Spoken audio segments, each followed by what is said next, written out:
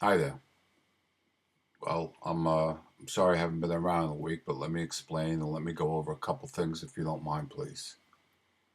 Um, Last week I got overwhelmed a lot of letters, which I loved, and I'm going to ask you soon to keep them coming. And I did four in one day, and I got sick that night. Um, so I should have known better. It was incredibly stressful because it does. It's like transports you right back into it, right? So, but I'm not afraid of it. But stress is a really big um, inducer of MS relapses. Now, I did not have a full blown MS relapse, but I got pretty sick. So I'm just not going to do four in a row anymore. I'm going to spread them out. And I still have a lot more to do. So if you did not receive an email reply from me saying that I didn't have the expertise to speak to what you were writing, your email is going to be done. Your story is going to be done. I'm just not going to do several in one day anymore. And then that evening, I got a middle of the night call from my son, who's overseas serving, that he was going to be away for a few days. And both of us know what that means. And we can't talk about it on the phone.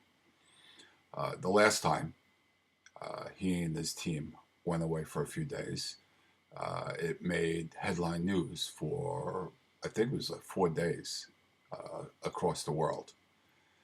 So that had me incredibly anxious. Of course, I won't let him know that. Um, One of the bravest, strongest young men I have ever met in my life. He is the best man I've ever met in my life. Um, and then my head just started to fall out in clumps. And so I started to slip into this deep depression. And man, you know what I'm talking about, right? It's dark. Remember, we always talked about there's always hope? That's what I hung on to. There's always hope. And sure enough, as sure as I'm sitting here, I'm getting better. Just like I'm promising you, you always have hope and you will get better. And then I got slammed, as the rest of the world and the country did, with the shootings in Florida. Now, I want to say two things on that, please. The first thing is, I'm going to let all the pundits and all the talking heads talk all their BS about all the other stuff they talk about. What I want to talk about is something that nobody's talking about. And yes, a lot of people talking about mental health, but not the way I want to talk about it now. What I'm afraid could happen in the future is that we may be placed in a time where we're nervous or afraid or anxious to go to a mental health provider. And any of you who have suffered from severe narcissistic abuse know that, not everyone, but a majority of us need mental health support. So the facts are that the vast majority, 98% of us, people that struggle with mental health issues, depression, anxiety, will be the victims of a crime and not the perpetrator.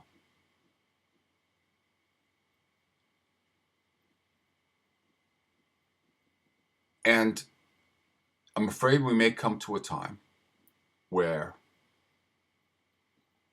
the stigma of just depression could harm us. And that may lead you to not want to seek, on the record, mental health help. Don't feel that way. Whatever will be, will be. We cross that bridge when we come to it. We know better. Mental health is an issue that unfortunately not many understand. I relate it to having something to do with health of one of my other organs, a kidney stone, something, maybe the heart, the liver. It's an organ that's been damaged through nature or nurture,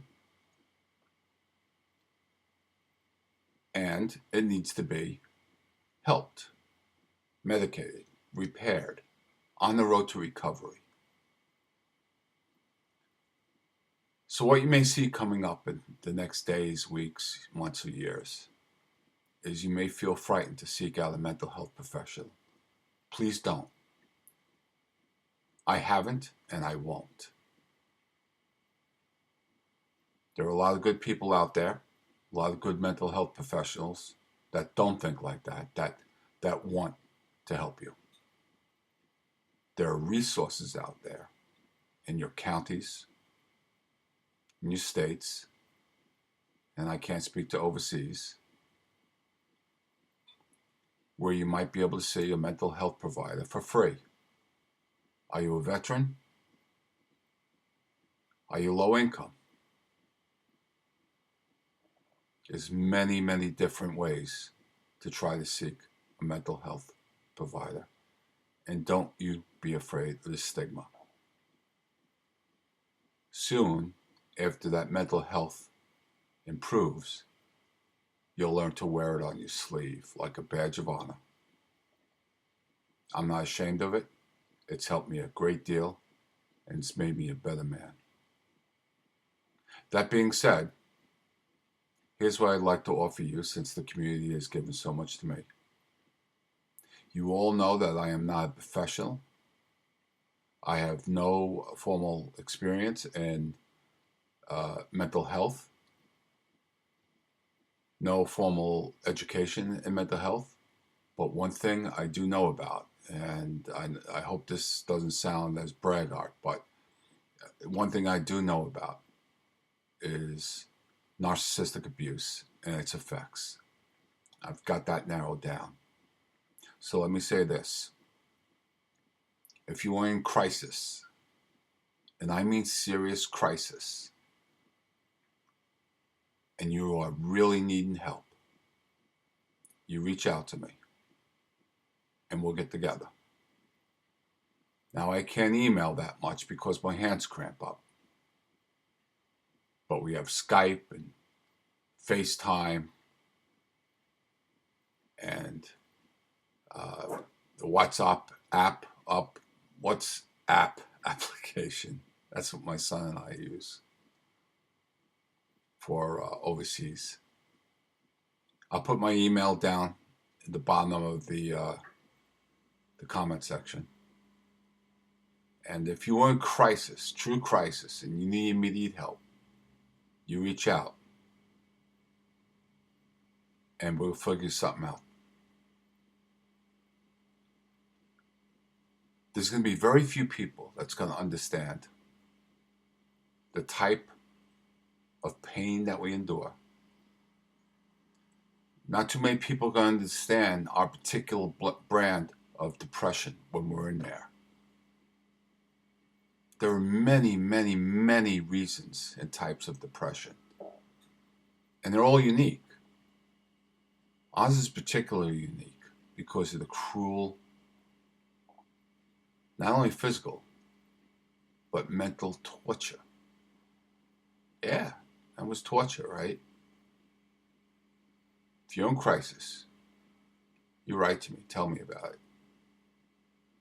And we'll figure out a way to get together. And I'll ask you to, if you have a story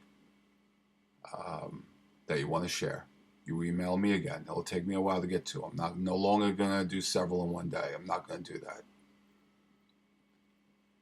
But she'll get done. I'm wishing you peace. And I'll do everything I can to assist, because whether you understand it, whether you know it or not, you've done everything to assist me and help me out in these most difficult years. Thank you, and peace.